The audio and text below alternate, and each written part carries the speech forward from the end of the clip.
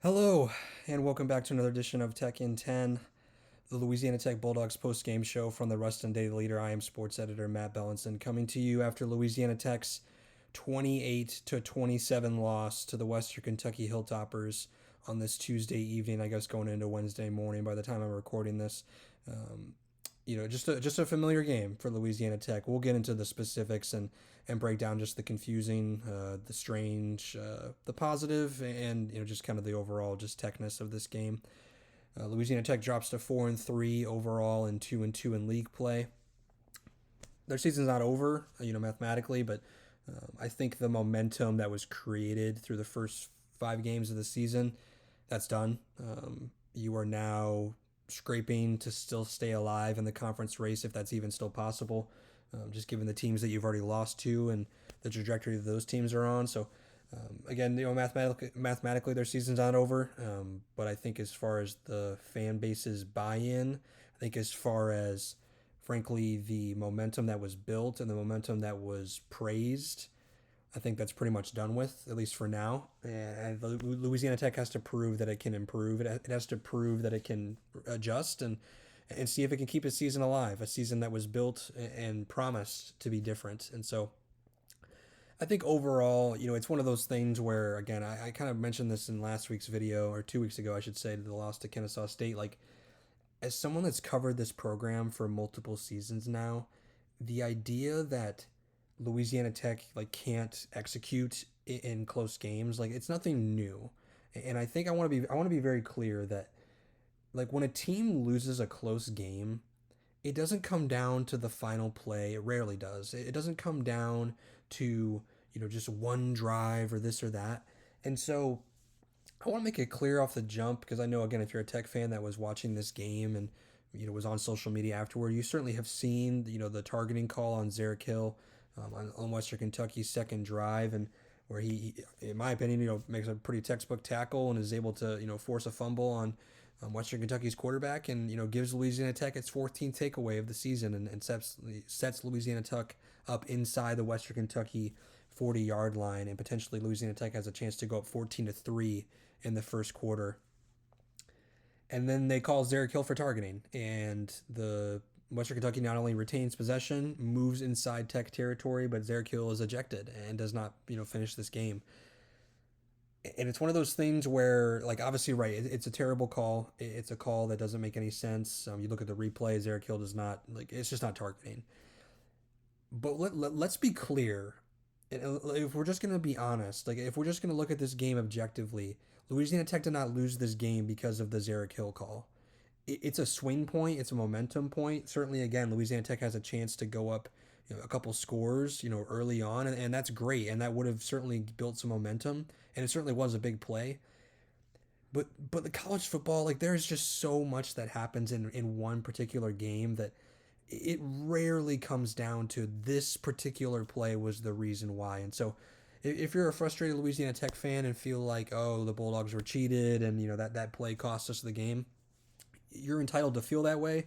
I guess I just don't see it that way. The same, Louisiana Tech had 3 full quarters, including a series in overtime, to make up for it, and obviously they didn't. They came up on the losing end. So again, it's obviously a hinge point. It's a big play. It was a bad call. I can acknowledge that, but at the same time, Louisiana Tech just doesn't get the benefit of the doubt anymore. They don't get to come around and say oh, if this happened or this happened, we certainly would have won. This Louisiana Tech team is the same team that I talked about in the Kennesaw State game, and I've talked about for the last 3.5 seasons. This is a team that doesn't execute, and it doesn't execute for a full game, and then it wants to come, in these close losses afterward and says, oh, feel bad for us, and oh, isn't it a shame that we came up short once again? Yeah, it's a shame for the program. It's a shame that your fan base continues to be put in positions to believe, and then you just don't execute, and you don't put yourselves in position to win these games. That's the shame. It's not a shame when you continue to hurt yourselves. It's not a shame when you continue to not play first halves of football. I tweeted out and I put in my post game story that after this loss to Western Kentucky, Louisiana Tech has now played 3 straight games where they open the game with a touchdown and then don't score again in the first half. That's incredible.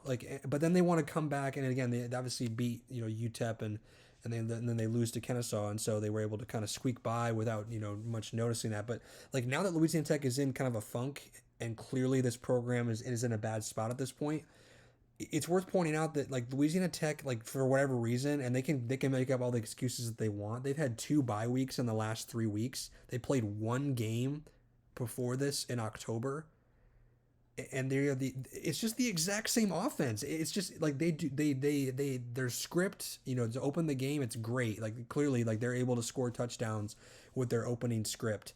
Blake Baker, I think he started like 9 for 9, 80 yards with a touchdown pass. It was great. And once again, this like they had some opportunities. Clearly, they just boggle them, and they don't execute, and they're not sharp. They have bad penalties.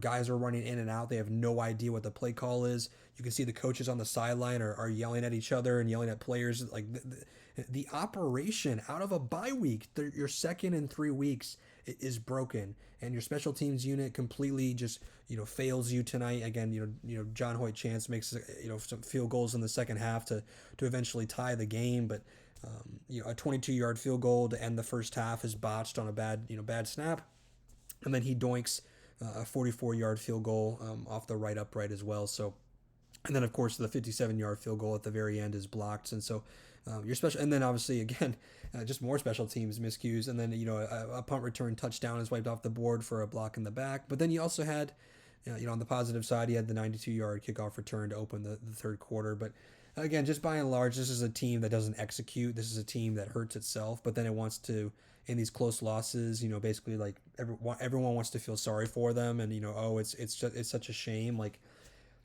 if I'm a Louisiana Tech fan, like again, we are now more than halfway into year 4 of this coaching regime, and they continue to find themselves in the same position and on the losing end of these games. In the Sonny Cumbie era, Louisiana Tech is 0-6 now in overtime games. And I asked Sonny Cumbie point blank after the game. It was a pretty direct question. I guess I wasn't really sure how to phrase it any more clear. Why does he feel like, as the head coach of this program, Louisiana Tech continues to find itself not only in overtime games, but consistently losing those overtime games? And frankly, like, you look at the overtime results prior to that, like why are they not executing so poorly in regulation to the point that they're getting to these overtime games? And his first answer was, after kind of a long pause, he's like, well, we're in overtime games, because we play close games. Just not understanding the question. And so then I kind of had to follow up and say, okay, well, this reminds me a lot of the Kennesaw State game where, again, you open with a strong drive and then you just go completely flat, and you just don't execute. And then he just kind of gives a generic answer about how, it comes down to details and execution. And, he thought they fought back in the second half. It's an example that, like, I just don't know what this coaching staff does in the bye week. Like, I just truly don't. Like, again, like the game speaks for itself. They did not score in the rest of the first half after their opening drive for the third straight week. Like, I don't know what else to say. That like, they just don't have answers offensively. They don't know how to sustain drives. They don't execute when they have scoring opportunities. Again, there are a lot of reasons why Louisiana Tech lost this game tonight. The Zerrick Hill play is a part of that. I would argue that more importantly than that, Louisiana Tech gets inside Western Kentucky's 10-yard line 3 times, and they don't score a touchdown, outside of obviously the first drive, and then obviously the score in overtime. They kick 24-yard field goals, and obviously fail on the one right before the first half. So like that to me is the story of the game. Like, for the second game in a row, this offense has opportunities inside the red zone and then just doesn't score. And so it reminds me a lot of of last year's team as well. So I just kind of leave this game like, it's obviously frustrating. It's heartbreaking. Again, if you're a Louisiana Tech fan and you're in that locker room, like, because you actually had a chance to steal this game when you really didn't deserve to win. I think they had nine penalties for 80 yards. They thanks to overtime, they barely get over 100 rushing yards at less than 3 yards a carry against a Western Kentucky defense that was giving up over 200 yards rushing and was, I think, bottom 10 nationally in the country. Like, there are just so many things in this game where you're like, man, Louisiana Tech, like, what did you prepare? Like, did you understand who you were playing? Like, I don't really understand. And Blake Baker had a pretty decent game. Like, again, a career high 340 passing yards. He completes 69% of his passes. But like, why is Blake Baker throwing 45 times against a bottom 10 rushing defense in the country? Like, that's an example of, again, like, what is your game plan? Like, why is the offense so pass heavy? Why are you in the red zone? Again, the reason they had to kick those 24-yard field goals is because for whatever reason you get inside the 10-yard line, and outside of an Andrew Burnett wildcat formation, they just were like, they refused to run the football inside the red zone. And obviously Blake threw a lot of incomplete passes in the red zone tonight, and so that obviously led to some of the field goals and the botched special team stuff. And so, like, again, I don't really understand, like, why is that the thought process of, like, we're going against a really bad run defense. And I think what did Western Kentucky finish with? 6 tackles for a loss, and again holds Louisiana Tech under 3 yards a carry. Like, just a really bad night offensively. But again, this is nothing new. This is Louisiana Tech football. They don't have an offense. They don't have an offense that is sustainable. They don't have an offense that is able to sustain drives and carry momentum over, and show improvement week to week. Like, again, it's just baffling to me that they've had 2 bye weeks in the last 3 weeks, and they've had 2 losses off those bye weeks, and their offense looks completely lost. And again, like in the passing game tonight, like, again, Blake Baker, 340 yards, like, that's great, like, compared to, what they were doing in the passing game previously. So you're certainly are going to take that. But again, like, I just think on a night where you really needed to run the football, on a night where you needed to sustain drives, and really just kind of, I don't know, just show that you were able to improve off the bye week and you could take advantage of an opponent's weakness, and they didn't do that. And so I don't know. Like, I think that's just kind of like my overall assessment of Louisiana Tech football this season, and frankly in just this coaching regime, is like, I don't know what goes on to the point where they just continue to look the same. Like, again, the results speak for themselves. They're 0-6 in overtime. They have a bottom 10 passing offense coming into this game. They're bottom 10 in the country in total offense. They were coming into this game, bottom 10 in the country, but maybe I think bottom 15 maybe in pass defense. And again, Western Kentucky's backup quarterback throws for over 200 yards, and obviously is able to lead the team. Completes a 4th and 10, in overtime to not only keep the game alive, and then obviously scores, the 2-point conversion to win it. So there are just so many things where, like, Louisiana Tech, like, says they're improving and says, like, oh, we're gonna get this fixed, and then they have opportunities and time off. They had 12 days to prepare for this game, and they have 1 offensive touchdown in regulation. Like, I'm done hearing that Louisiana Tech is going to get it fixed, because, like, I don't know what, like, opportunity they're waiting for. Like, they've had multiple bye weeks, they've had spring ball, they've had fall camp to get things fixed, and this is year 4 and nothing is being fixed offensively. So again, if they can keep this passing game going, I thought Eli Finley and Clay Thevenin and Marlon Jackson had some pretty nice moments in the receiving game. So, like, there were some positives on the offensive side of the ball. It wasn't terrible. But again, like, they don't score touchdowns, and they don't put themselves in position to put teams away. And so, just bottom line is, I leave this game tonight thinking, like, okay, Louisiana Tech is basically the same team that I thought they were, coming into the year. Like, I picked them to win 7 games, so I thought they were going to have a winning season. And again, like, that's still mathematically on the table, but I should have known better. I should have known that this offense was just going to continue to be the same thing, because, again, like, the product speaks for itself.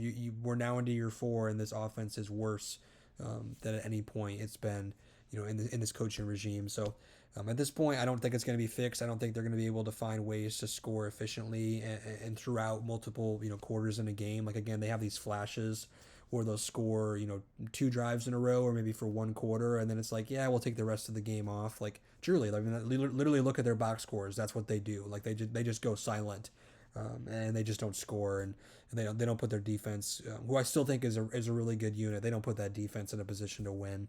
So yeah, it's just one of those things where, again, like, Louisiana Tech still has a chance to make a bowl game. They still have a chance to have a winning season. Man, I tell you what, like, if you don't find a way to win next week against a winless Sam Houston team in your building on homecoming, your season is over at that point. If you can't find a way to win that game. And so, bottom line is Louisiana Tech falls, to 4-3 overall after an overtime loss to Western Kentucky, and the Bulldogs got 10 days. Again, like, they get more time once again to fix things. They get now 10 days before they play again, next Friday against Sam Houston. So, Again, Louisiana Tech, we'll see if they can actually improve. We'll see if they can find ways to win close games and actually execute for 4 quarters and not shoot themselves in the foot and not put themselves in a position where they commit the same mistakes and then they're surprised that they get the same results. So that's going to do it for this edition of Tech in 10. I appreciate everyone listening and following along this season. Thanks for listening. Have a good one.